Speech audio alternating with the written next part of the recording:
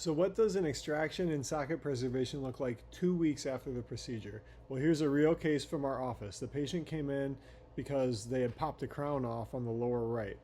And you can see in this picture there's some decay where it's dark here. And then not all of this darkness is decay, but where the tooth ends is directly flush with the gums on this side. So there wasn't a lot of space for a crown to hold on to anymore. And in talking with the patient, she preferred, rather than address the decay and put a new crown on and have a high chance this type of thing happens again, she preferred to just get the tooth out and eventually get an implant.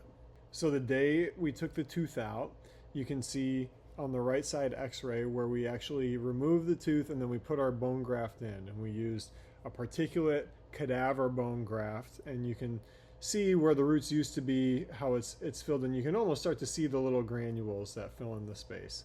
And then on the left side picture, you can see the hole, the socket where the tooth used to be.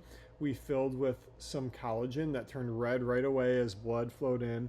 And it really helps the blood to scab over the bone graft and keep everything nice and stable.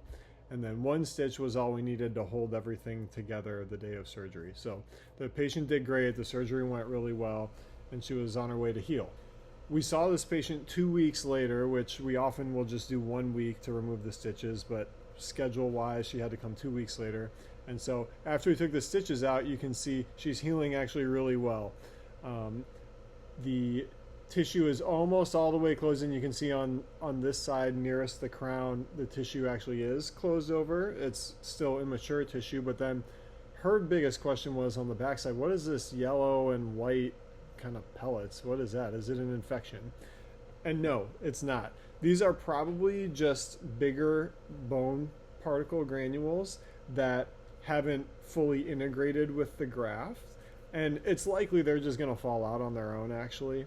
But we intentionally overfill the graft site so that we get as much bone in there as we possibly can.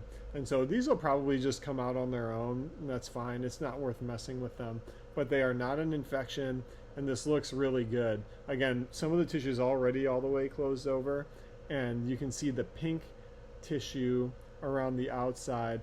An infection would look red and puffy and swollen, and generally it'd be more painful.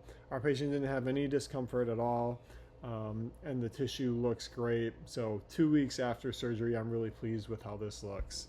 I also have a video about how it should look 1 week after the procedure, so check that out if you want.